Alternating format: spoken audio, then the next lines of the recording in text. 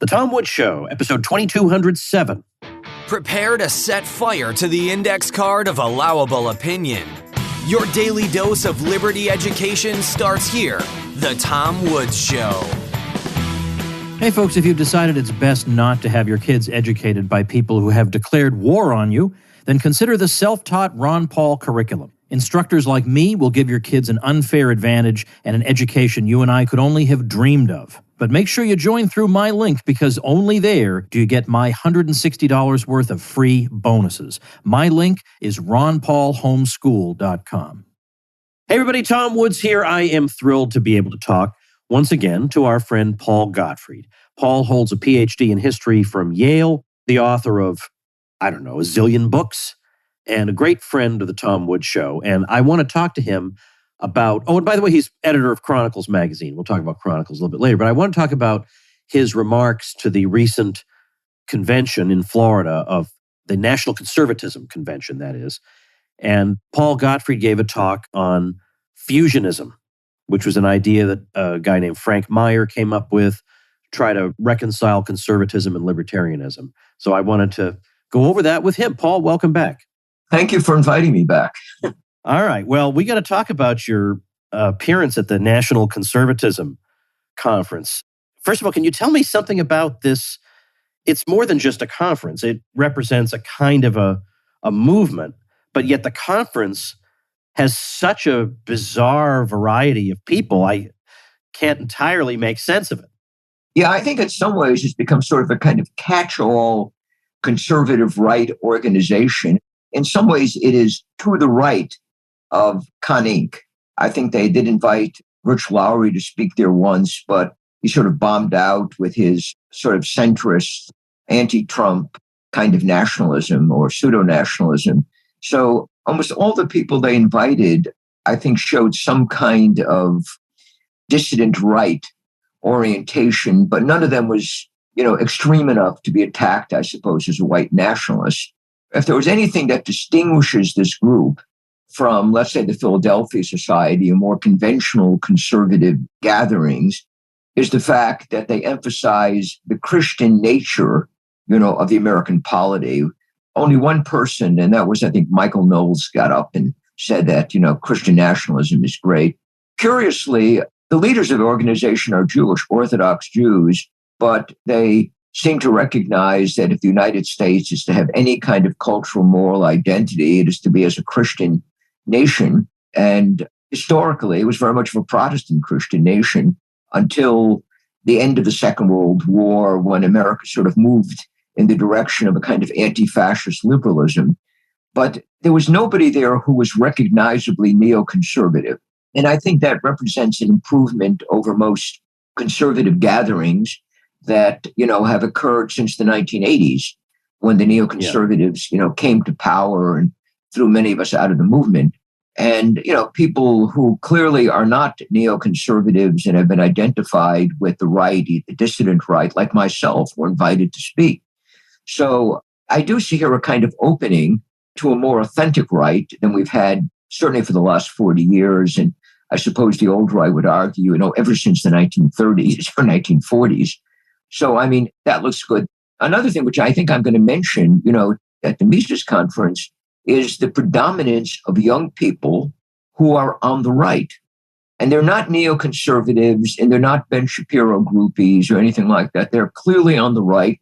And if you mention someone like Senator Joe McCarthy, you get a very favorable reaction from the person you're talking to, which surprised me. Or if you say, the Voting Rights Act didn't quite turn out, the way some people may have hoped, or so, you're not going to be attacked as a racist. They probably will agree with it. Certainly the people under 40, and without doubt, the people under 30 showed much more of a hard right-wing edge than I'm accustomed to seeing, from my experience at the Philadelphia Society or people who write for ISI or National Review. So in those ways, I think this organization, although it is still somewhat amorphous in trying to, sort of get its feet on the ground, if I may use a sort of a mixed metaphor, I think it does have a future. There were also a number of important politicians who were there. There was an excellent speech given by Ron DeSantis, which impressed me profoundly, because he says that we have to go after the left and do the following things. He's very systematic about this. Marco Rubio spoke, and even he didn't sound as bad as he usually does. Rick Scott didn't sound very good, but then, I wouldn't expect much more from him. But DeSantis spoke well, and he addressed us for about an hour and a half. So this organization looks like, it has, the wind to its back, the wind in its sails right now. Well, as you were talking, I went and scrolled back through again, looked at the speakers, and I think my initial impression was faulty because Marco Rubio initially caught my eye, and then John Yoo caught my eye. I thought, well, John Yoo is also kind of what's wrong with some parts of the federal government. But the overwhelming majority of these people, some of them I don't know, but the ones I do know, some of them are my friends. Right. So I'm glad to see them featured there. I was very glad to see you featured there. Mm-hmm. And, before we talk about your talk that you gave there, I want to revisit something that I think I probably must have asked you years ago in another appearance, but I probably was asking something like, supposing Trump loses in 2020, does the GOP go back to Romney/Bush/McCain, or has he left a permanent imprint? And I think, I could be wrong about this, and feel free to correct me, but I think your impression was it's going to swing back to Romney. Mm-hmm, mm-hmm. There just isn't enough infrastructure for it to continue. But it now looks to me as if the Romneys are the underdogs all of a sudden in the GOP. Yeah, I think you're right. At least partly because the Democrats, poured lots of money into so-called extremists, right-wing extremists, who may very well win in these races for governor and senator. For instance, for Doug Mastriano in my state, or Blake Masters in Arizona, what's his name, Bolduc in New Hampshire. These people may actually win, and in a way that, of course, is going to disappoint Brett Baer and Mitch McConnell and, the other Romneyites. But when you asked me that question 2 or 3 years ago, I still put my money then on the Republican establishment. And I think the fact that populists have done well is at least partly attributable to Democratic money. The Republican Party, and certainly the money that is being held by Mitch McConnell, this is not going to these candidates very freely. In my state, John Fetterman is much more heavily financed, thanks to the leftist coastal elites, than Dr. Oz, who has been hurting for money throughout the campaign since he won the primary. Oh, and Fetterman is just unbelievable, just awful. I mean, you cannot believe he's as the bad video as he clips. Sounds. Yeah, this just goes to show, as if you needed further evidence of the kind of narcissists who tend to pursue political office. You would think you would simply say, "Look, I obviously am not, mentally capable of performing these duties, and it would be irresponsible of me to pursue this office any longer, and so I'm not going to do it." I mean, you would think you'd hear something like that. Mm-hmm. But doggone it, he is going to cling to this thing if it's the last thing he does. Well, that's partly because he's being told by his handlers and by CNN and MSNBC that he's 20 points ahead. And there was a Franklin and Marshall poll, which, a few weeks ago, which showed that he was, 10, 15 points ahead. This, of course, is absolute nonsense. According to Trafalgar, Emerson, Rasmussen, other reliable polls, they're almost neck and neck by now, which itself is appalling to me that, there's so many people who actually would vote for Fetterman, given extreme positions he's taken and also given his mental condition right now. Yeah. All right, so let's talk about fusionism then. I'll say that as a youngish, and when I say youngish, I'm talking about like 20. As a youngish, I guess I didn't quite know what I was. I was some kind of person on the right.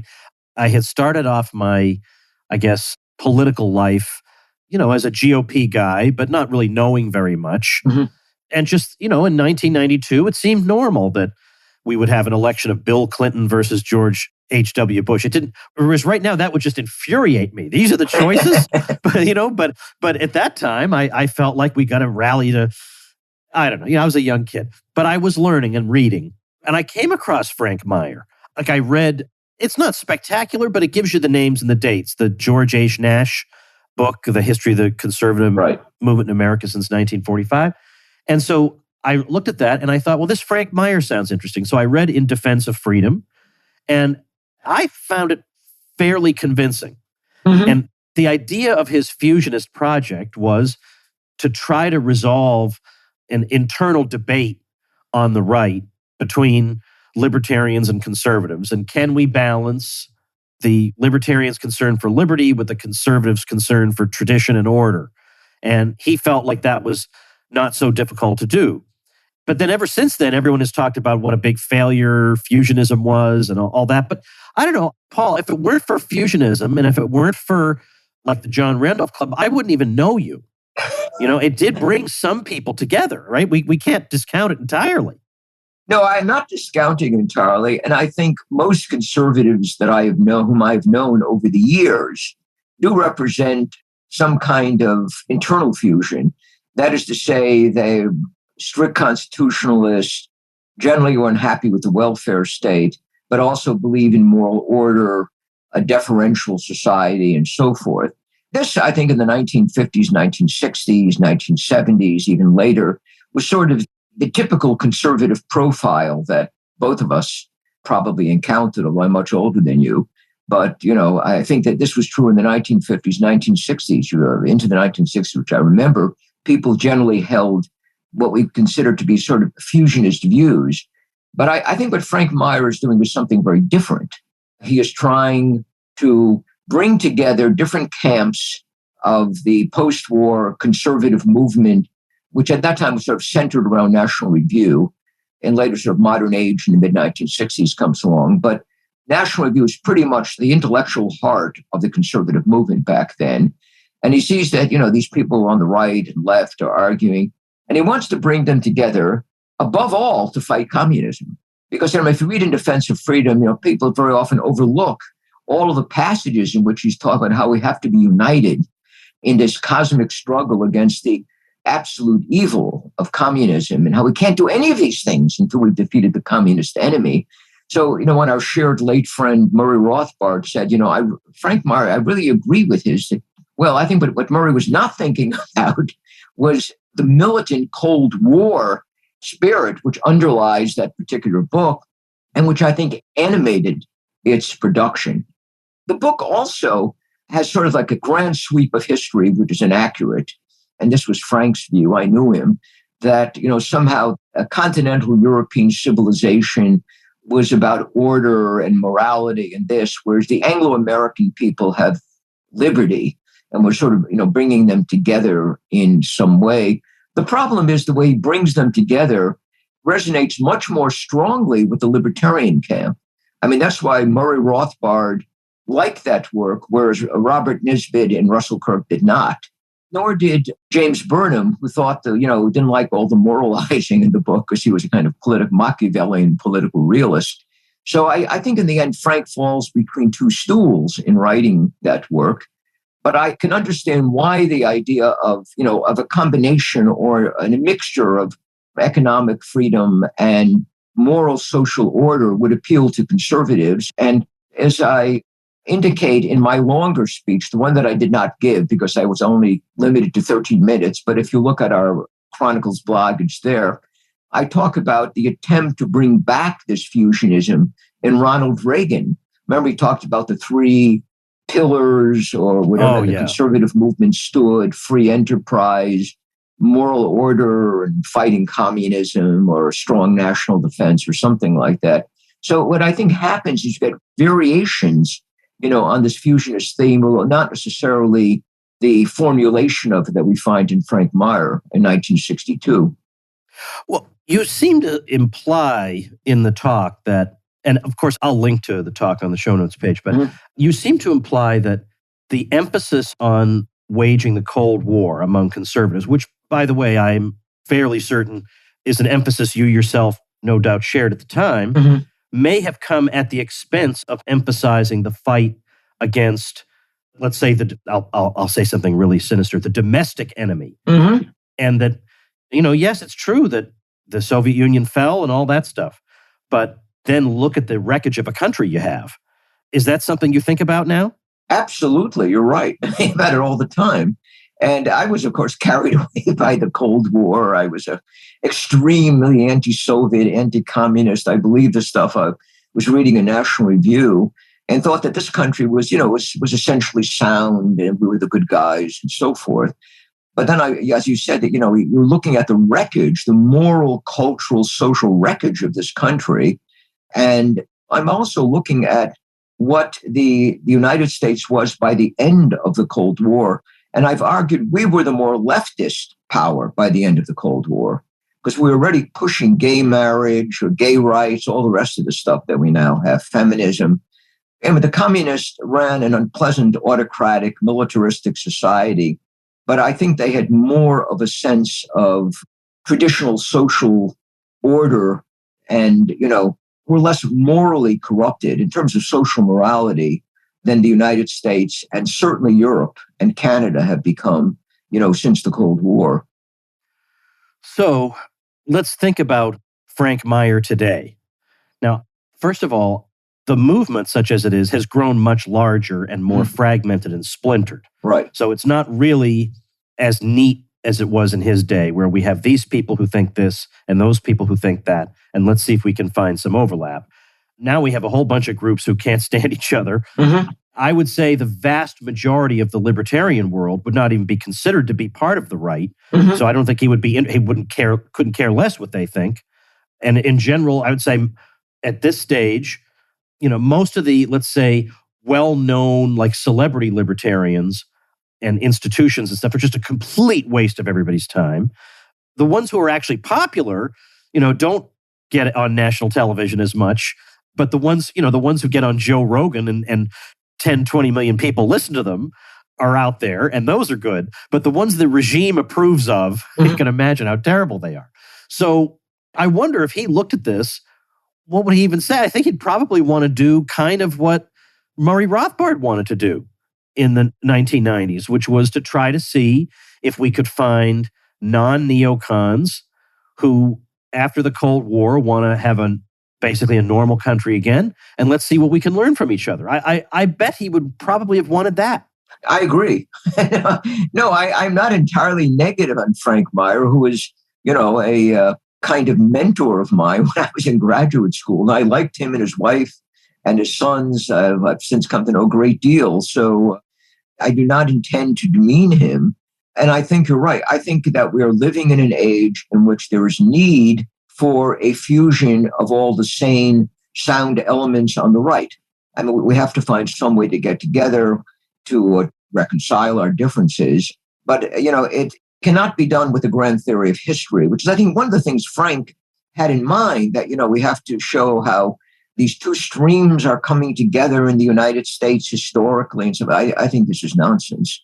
What we have to do now is, preserve what there is of sanity, a sound social order, constitutional liberties, things like that.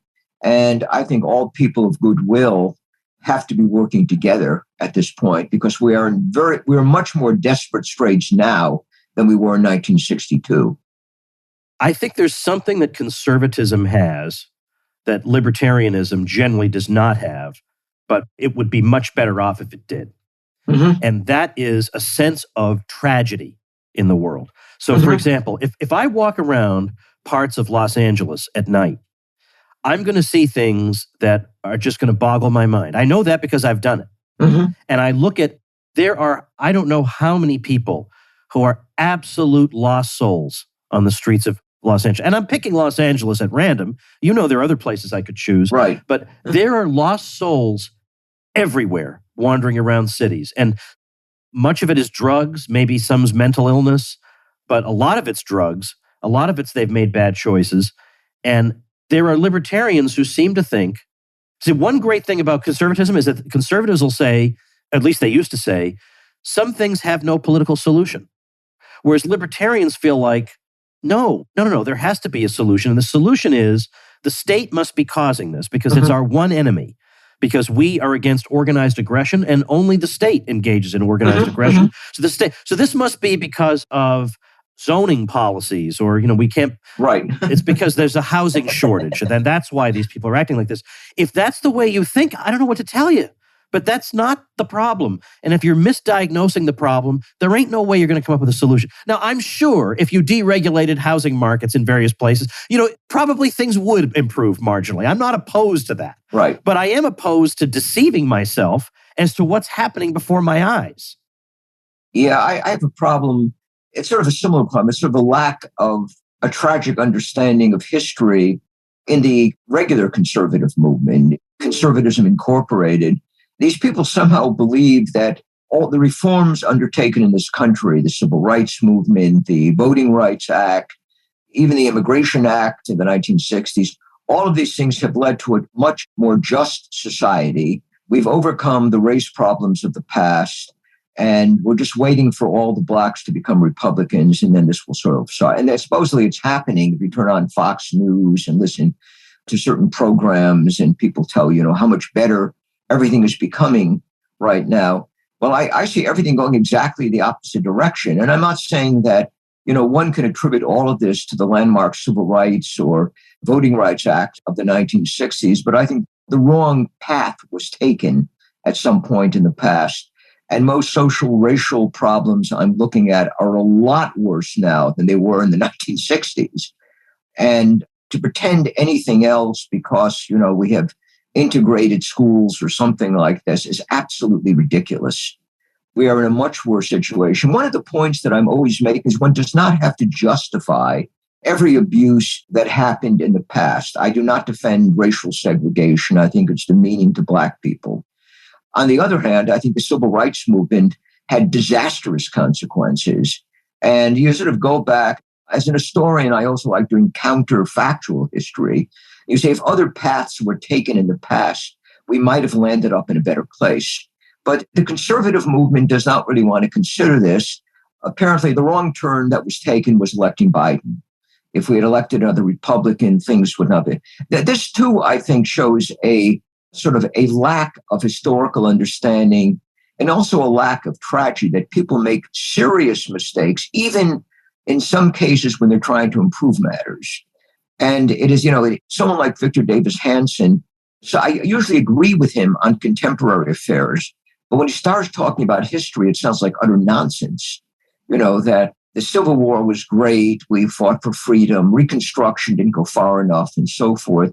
These people do not understand that serious mistakes were made by the left, by the progressives, the effects of which we are still dealing with today.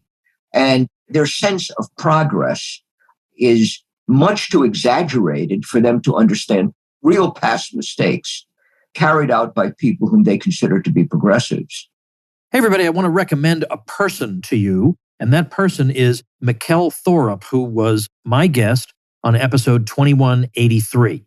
And Mikkel is the host of the Expat Money Show, which is the #1 resource for anybody considering the expat lifestyle or offshore investments. Your host, Mikkel Thorup, has been an expat for over 20 years. He's visited over 100 countries and himself lived in 9. And so he has invaluable insight on the expat lifestyle. And that includes how to maximize international investments, how to move offshore for more freedom, privacy, and protection. You're going to gain vital knowledge on wealth protection, tax reduction, investing, migration, citizenship, residency, you name it.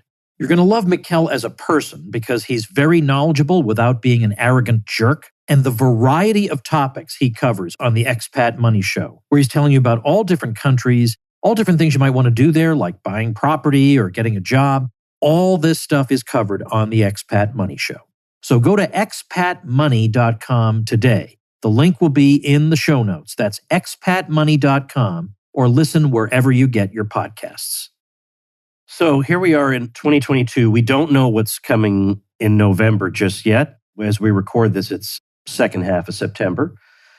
You would think, in fact, I wish I could call it up. I wish I thought to get it ready. I'm only thinking of it now. But I had a tweet recently where I said, sorry, this is the state of civilization. My thoughts are encapsulated on Twitter instead of, in an article somewhere. But I said something like, okay, progressives are more or less running on something like, let's see, we're going to brainwash your kids without your knowledge about highly controversial gender theories, to put it mildly.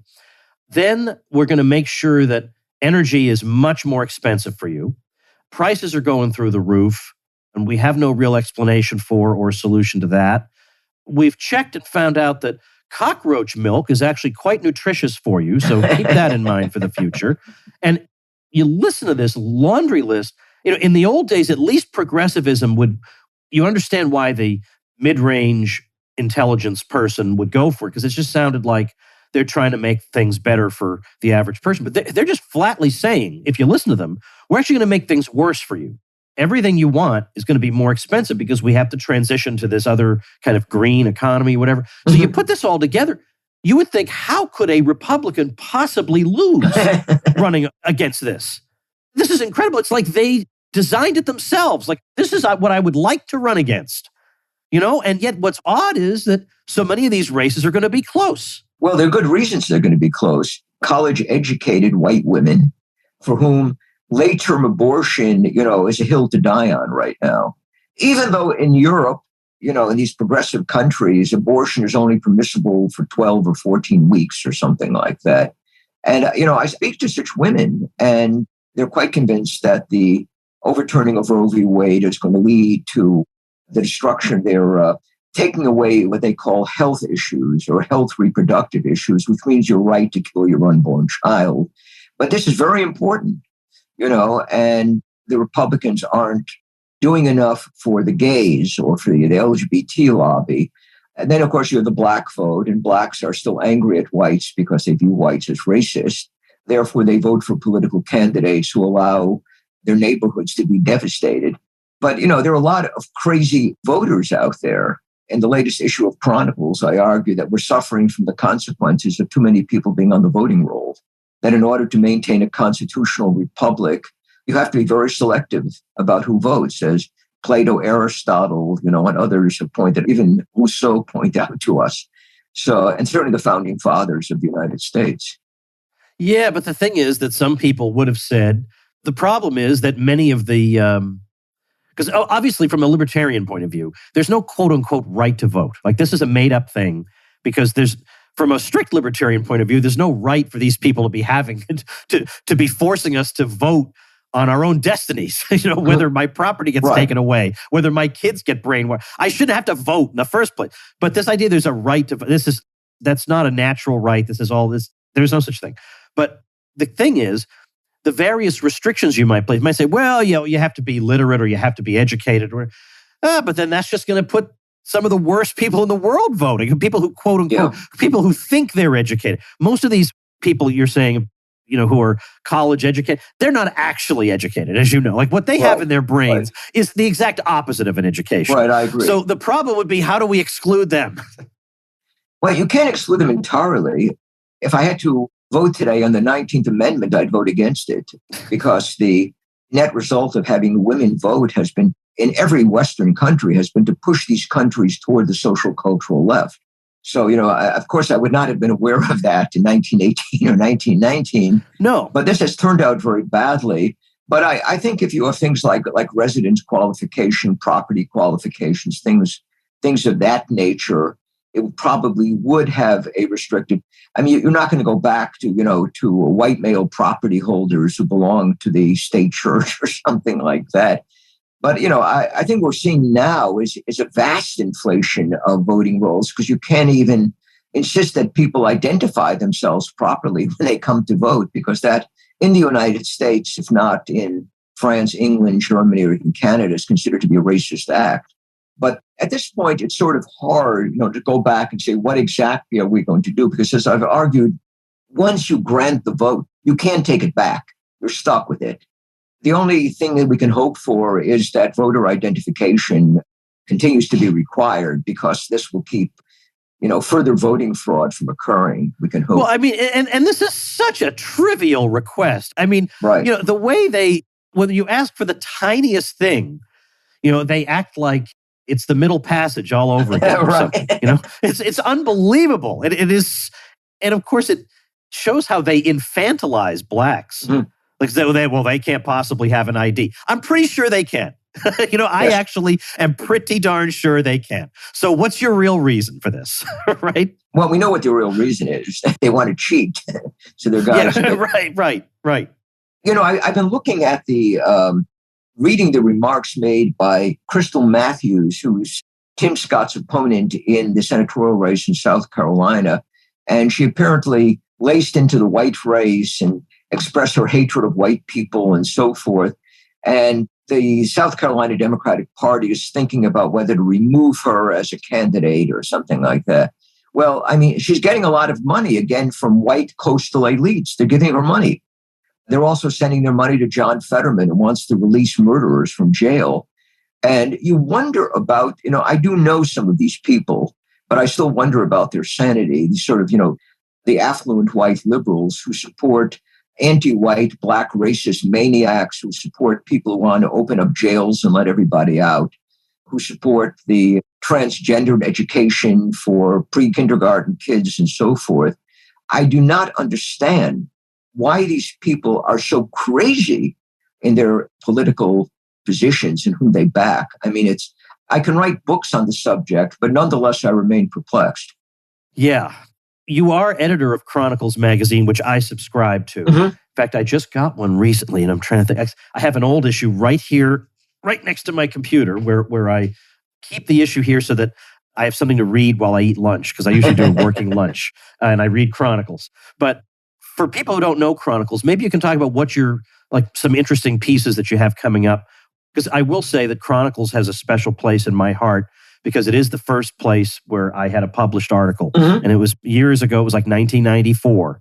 And I've written a number of times since then. And I love it. It's a great, stimulating magazine. It's not stupid. It's not written by 20-somethings who know how to turn on a computer and blog. It's written by people who actually have lived for a while and have acquired the knowledge that therefore gives them the right to say something, if we may be that blunt. Yeah, I think your description is entirely accurate. And I must commend you on having very good lunch reading.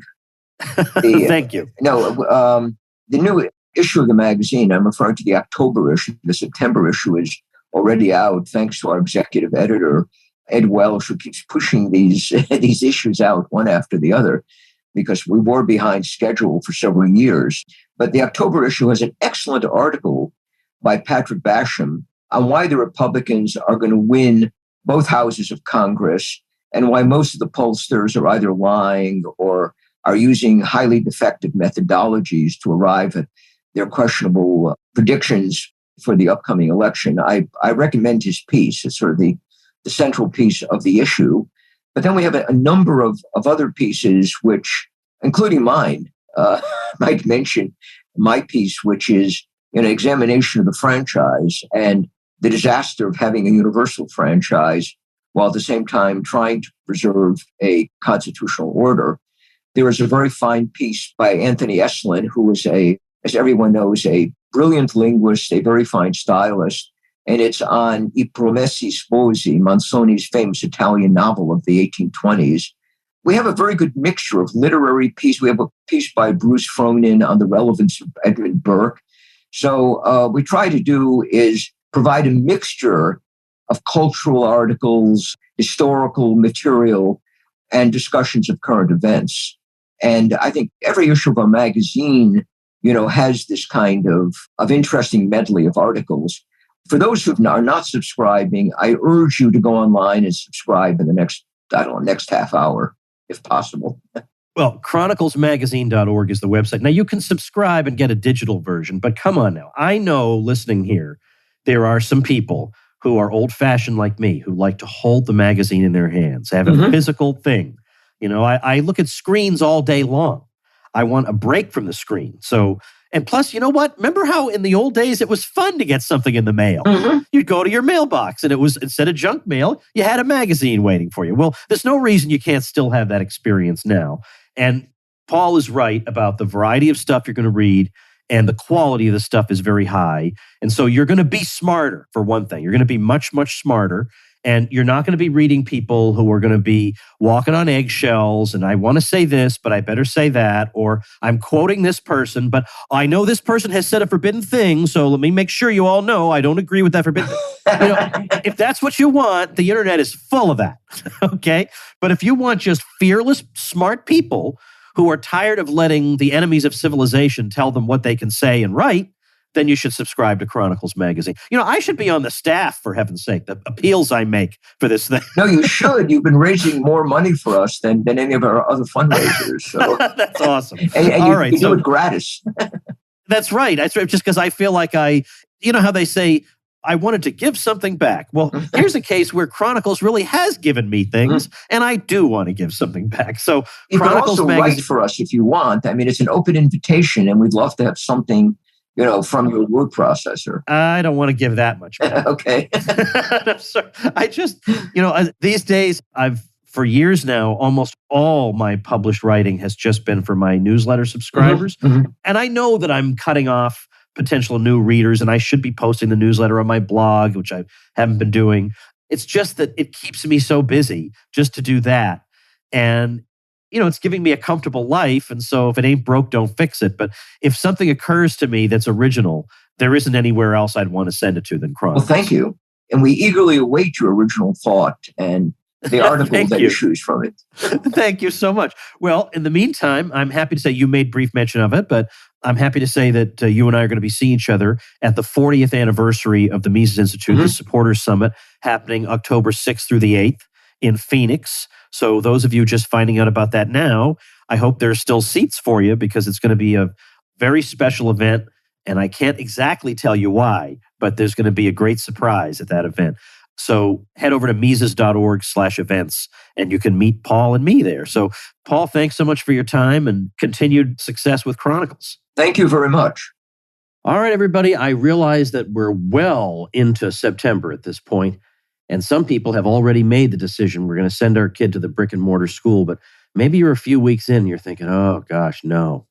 I'll tell you something. The good news is it's never too late to try out the self-taught Ron Paul curriculum. And if you're going to do that, you'd be crazy not to use my link because you also get a bunch of free things if you use my link, which is ronpaulhomeschool.com. See you all tomorrow. Become a smarter libertarian in just 30 minutes a day. Visit tomwoods.com to subscribe to the show for free, and we'll see you next time. Like the sound of The Tom Woods Show? My audio production is provided by Podsworth Media. Check them out at podsworth.com.